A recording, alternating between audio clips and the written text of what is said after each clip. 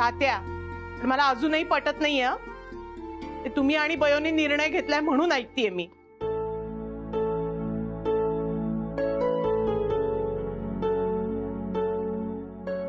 रत्ना, अगं कुणी द्यायलाच पाहिजे असा नियम नाही किंवा जबरदस्ती पण नाही. पण हे बघ, तू आणलेस ना दागिने, सिद्धू राग होता म्हणून नाही. अगं सिद्धूवर तुझं असलेलं प्रेम, त्याची काळजी आणि मुलगा मानतेस ना. आणि नुसतं द्यायचंच म्हणून नाही, त्याचं चांगलं व्हावं या भावनेने दिले ना दागिने. सिद्धू अमेरिकेला जाऊ दे, कसाही राहू दे, काही करू दे, मला काही वाटत नाहीये त्याचं. ते उगाच तुम्ही बोललात ना, आणि बाकीचे हे पण सगळे देतात म्हणून दिलंय मी. हो, दिसतंय ना ते डोळे पुस आधी. ते डोळ्यात गेलंय काहीतरी. शेवटी नाही नाही म्हणतात तात्या बळूबाईंचा निर्णय मान्य केलास ना तू. तात्या, हे माझे पैसे, हे बघा, हे घ्या. आणि हे दागिने, हे बघा. तात्या, बयो, हे माझ्याकडून. नानी, अगं हे काय खणणार आहे आणि ओटी भरणारीस का तू सिद्धूची? तो अमेरिकेला जातोय म्हणून? हो नाही ताई, पैसे आहेत यात. ते आमच्या लॉकर मध्ये जर पैसे ठेवले ना, तर नेमके त्याच्यातले टेलरिंगचे पैसे कोणते हे मला लक्षात राहत नाही. आणि टेलरिंगचं सामान जे आणायचं असतं ना, ते मी ह्या साठवलेल्या पैशातूनच आणते. म्हणून मग मी साडीत किंवा खणामध्ये ठेवते पैसे. पण तू कोणत्या खणात पैसे ठेवले ते तुला आठवतं का? हो, राहतं ना. आणि विसरलेच तर मी जेव्हा तो खणाचा ब्लाऊज शिवायला घेते ना, तेव्हा पडतात त्यातून. मग मला आठवतं की मी ह्यात पैसे ठेवले होते. बरं झालं आत्ता कळलं.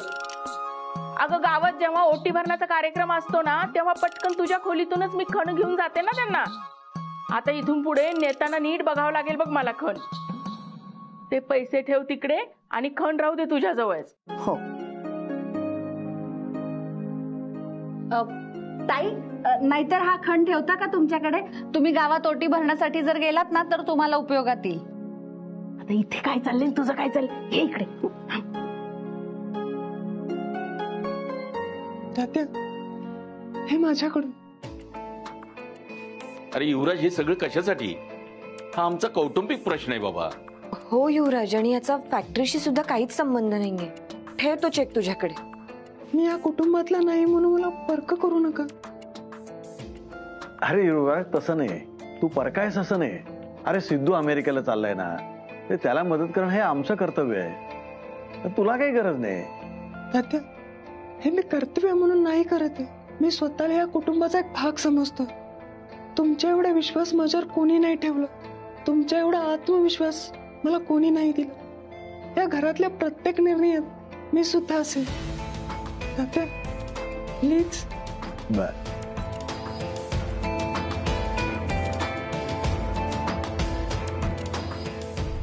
तात्या, हे माझ्याकडून सिद्धू भाऊला.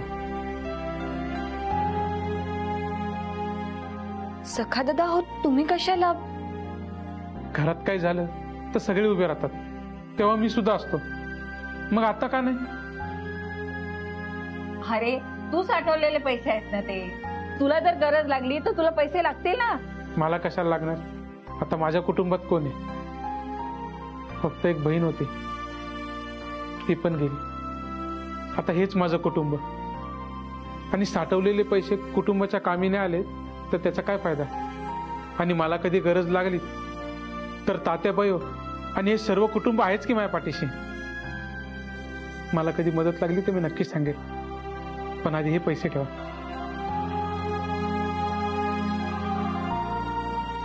सखा, युवराज, तुम्हाला बघितलं ना की असं वाटतं ह्या कुटुंबाने अगदी जीवाला जीव देणारी माणसं जोडलीत बघ.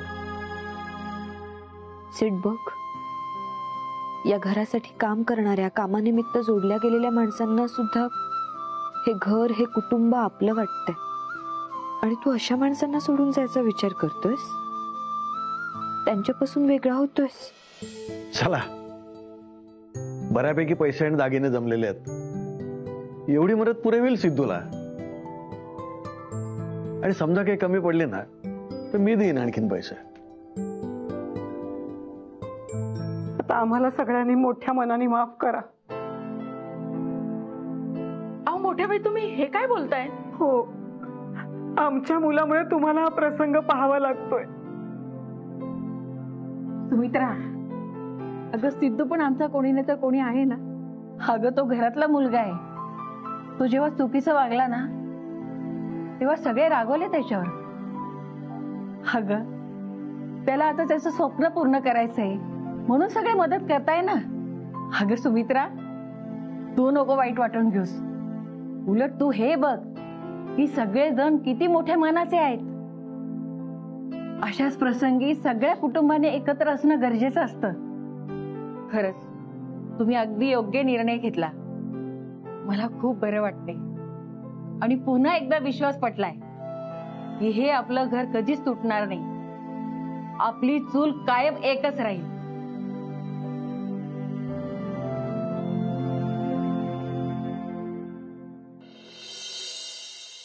महालक्ष्मी, बघ आता खरी मजा येईल.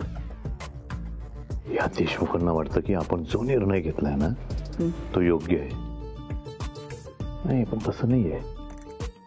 आता खरी ठिणगी पडेल की त्याचा त्यांनी स्वप्नात देखील विचार केला नसेल. पण मिलिंद, तू सांगितल्याप्रमाणे सिद्धार्थ करेल का खरंच? नाही, कारण आपल्याला तसं काही बोलला नाहीये तो. तेच तर कळेल ना आता. शुअर? 100% शुअर. मी म्हणतोय सिद्धूला यायला एवढा वेळ काय लागतोय? हे बापू, सिद्धू असेल का रे वर? का गेला तू बॅग घेऊन कुठे निघून? अरे नाना, सखा गेलाय ना त्याला वरती बोलवायला. तो जर नसेल तर येईल ना आपल्याला सांगायला. उगाच आता अशुभ बोलू नको बाबा. अरे हा शुभ काय याच्यात? अरे किती वेळ लावतोय तो यायला?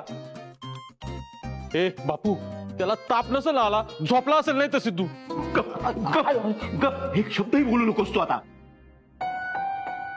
मी बघून येते, थांबा. सिद्धू भाऊ येत आहे खाली.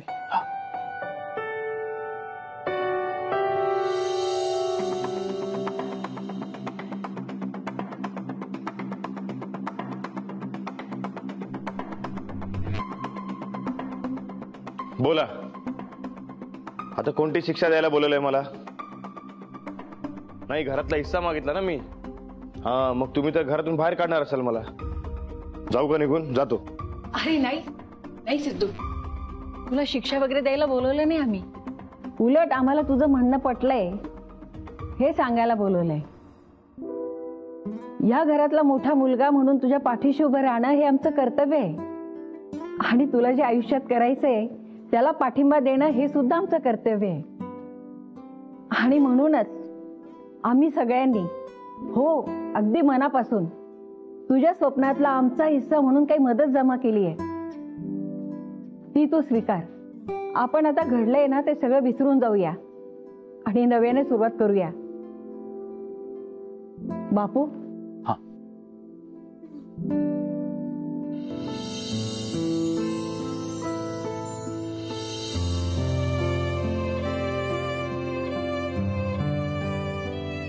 अगदी हिशोब नाही केला, पण काही लाखात तरी असतील. आणि तरी तुला कमी वाटत असले ना तर मी देईन.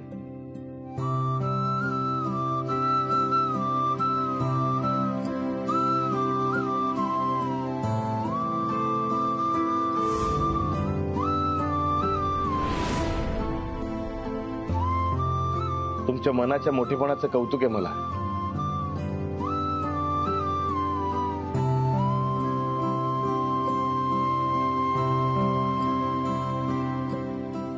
ही भीक नकोय मला.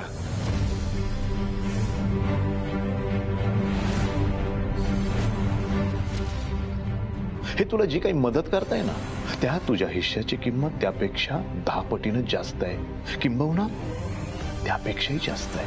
हे पैसे तुम्हाला तुमची फॅक्टरी उभी करण्यासाठी उपयोगी होती.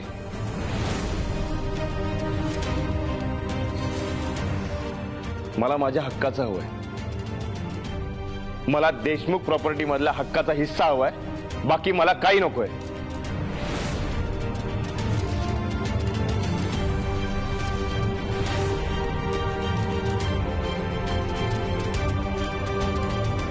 तात्या, उद्या वकिलांना बोलवू आणि ठरवून टाकू. नाही, उगाच उशीर व्हायला नको. माझी अमेरिकेला जायची बाकी तयारी झाली आहे, म्हणजे हे लवकरात लवकर झालं तर जरा बरं होईल. मग वकील तुम्ही बोलवता का मी बोलवू?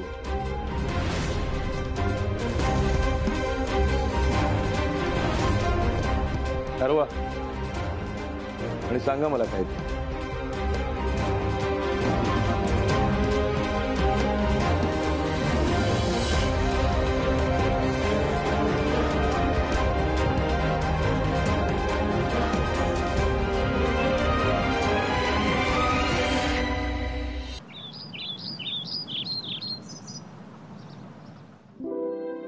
युवराज, मी नाही येत ऑफिसला. सीड नक्कीच काहीतरी गोंधळ घालणार आहे. अदिती, असं करून कसं चालेल? हो, यामुळे आपल्या फॅक्टरीची कामं मागे पडतात. परवाही तुझ्या डोक्यात ते दागिण्याचं होतं, त्यामुळे तुझं मीटिंगला लक्ष नव्हतं आणि डील कॅन्सल झाली. अरे म्हणूनच सांगते ना मी, आज सुद्धा माझं लक्ष नाही लागणार आणि मग काम बिघडेल. अदिती, आता घरातलं वातावरण आधीसारखं आनंदाने चांगलं जोपर्यंत होणार नाही तोपर्यंत ऑफिसला येणारच नाहीयेस का? अदिती, घरी काही होऊ दे, पण त्याचा परिणाम फॅक्टरीच्या कामावर झाला नाही पाहिजे. कारण ही फॅक्टरी सुद्धा देशमुखांचं स्वप्न आहे ना. निघायचं का आता ऑफिसला? हे बघ, नमाई आली. निघायचं ऑफिसला? आदिती, आवरलं तुझं? घे, गरमागरम नाश्ता करून घे. अदिती, तू अजून नाश्ताही नाही केलास? नाही ना, आत्ताच खोली बाहेर पडते. रात्रभर डिस्टर्ब असतील ना, नीट झोप सुद्धा लागली नसेल तुला. ताई काकी, माझं सोडा. मला सांगा, बयो आजी आणि तात्या कसे आहेत? सगळ्यात जास्त त्रास त्यांना झाला असणार. हे सगळं सॉल्व्ह व्हावं, सगळं चांगलं व्हावं म्हणून मोठ्या मनाने त्यांनी सिडला हेल्प करायचं ठरवलं. आणि सिड, त्याला हिस्सा हवाय. खूप दुखावले गेले असतील ना तात्या आणि बयो आजी? कोणी बोललंय का त्यांच्याशी? काय ठरवलंय त्यांनी? अदिती, तात्या आणि बयो ठीक आहेत, पण तू नको ग काळजी करूस. आणि ठरलंय ना आपलं आता. हा, तू आता फक्त कामावर लक्ष दे. रत्नाक्का, काळजी कशी वाटणार नाही? आणि काळजीपेक्षा मला भीती जास्त वाटायला लागली आहे सिडची. तुझे एक एक धक्के देतोय ना, आता पुढे काय करणार ते सुद्धा कळत नाहीये. नको ग टेन्शन घेऊ अदिती. ठरलंय ना आता आपलं. तू लक्ष दे कामावर. आम्ही सांभाळतो सिद्धूला. रत्नाक्का, सिड आता कोणाचंच ऐकत नाहीये. अगं आदिती, सिद्धू जसं कोणाचं ऐकत नाही ना, तसं आम्ही त्याचं आता काही ऐकून घेणार नाही. हो, करू दे त्याला काय करायचं ते.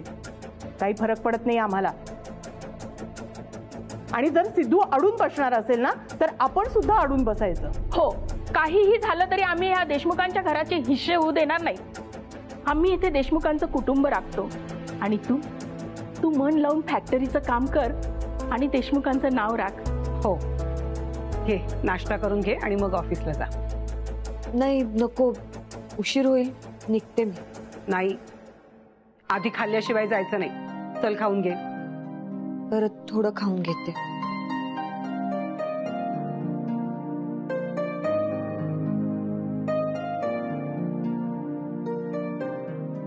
बास झालं. अगं काय हे, नीट खाल्लं सुद्धा नाहीस. मोठ्या बाई, मी ऑफिसला जाऊन खाईन. युवराज, नमा, चला. नमस्कार, मी ॲडव्होकेट आमरे. तुम्ही इथे? हो, तात्या साहेबांनीच बोलवलं मला. या वकील साहेब.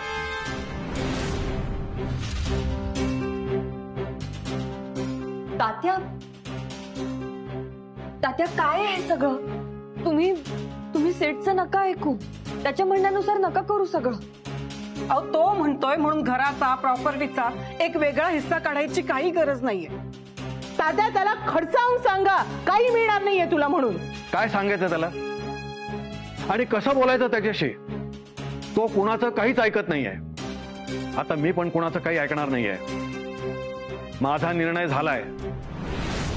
सिद्धू आता हवं ते करू शकतो. त्याला कुणीही अडवायचं नाही. या वकील साहेब.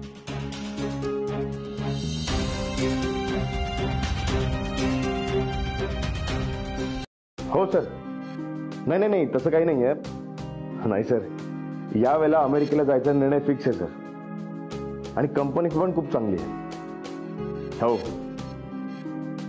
नाही नाही तसं नाही होणार यावेळेला. नाही खरंच.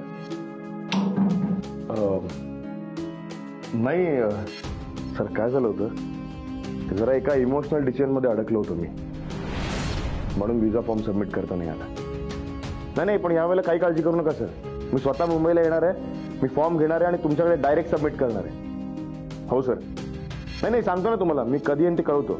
हो नक्की. आणि आदिती अगं काय करतेस, महत्वाचा फोन चालू होता. सिड, तुला कळतंय का कसं वागतोयस तू? या घरातल्या सगळ्यांना दुखावतोयस तू. मी कोणाला दुखवत नाहीये, ते सगळे स्वतः त्रास करून घेत आहेत. आणि माझं क्लिअर आहे, मला अमेरिकेला जायचंय तर जाऊ दे ना. सिड, अशी नाती तोडून या सगळ्यांना सोडून तू कितीही मोठा झालास तरी सुखी नसशील. हे बघ, मी शेवटचा प्रयत्न करते तुला समजावण्याचा. अजूनही वेळ गेली नाहीये. आपण या गावात राहूया. या घरात राहून आपण खूप चांगलं काम करू शकतो. सिड, आपल्या हातात आपल्या हक्काचा बिझनेस आहे. शून्यातून उभा करायचा आहे तो, एका उंचीवर नेऊन ठेवायचंय. खूप चॅलेंजिंग काम आहे आपल्या हातात.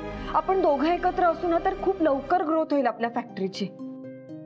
आणि आपण दोघं या घरात सगळ्यांसोबत खूप सुखी राहू. सिड, मी खूप पोटतिडकीने सांगण्याचा प्रयत्न करते. थांबव हे सगळं. सोड हा नाद. हो, सोडून देऊ सगळं. सोडून देऊ माझी स्वप्न. नाही आणि तू जे सांगते तसंच करतो. सिड, आता मी तुझं माझं असं काही करत नाहीये. मी आपल्या दोघांच्या भल्याचा विचार करून सांगते. आपलं भलं इथे राहण्यात आहे, या सगळ्यांसोबत राहण्यात आहे. मी पण तुला कधीपासून तेच सांगत होतो, आपलं भलं अमेरिकेत जाऊन राहण्यात आहे. तिथे जाऊन आपण खूप छान आणि चांगलं आयुष्य जगू. तुला का राहायचं इथे या गावात? काय स्कोप आहे सांग ना. सिड, मी काय केलं म्हणजे पटेल तुला की मी तुझ्या भल्याचा विचार करते? माझं भलं झालेलं बघायचं आहे ना तुला? मग जा आणि तात्यांना सांग की वकिलांना बोलवा आणि माझ्या हक्काचा हिस्सा मला द्या. ते सांगायची काहीच गरज नाहीये. तुझ्या हट्टापुढे तात्यांनी नमतं घेतले. म्हणजे तात्यांनी वकिलांना ऑलरेडी बोलावले.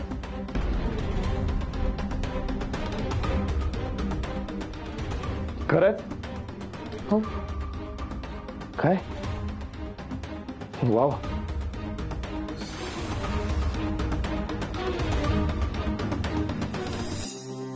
म्हणूनच एक शेवटचा प्रयत्न करायला आले होते मी. सिड,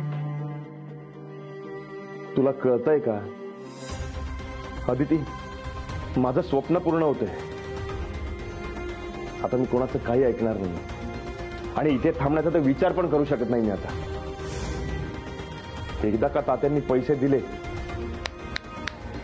की मी असं अमेरिकेला निघून जाणार. बघच तू.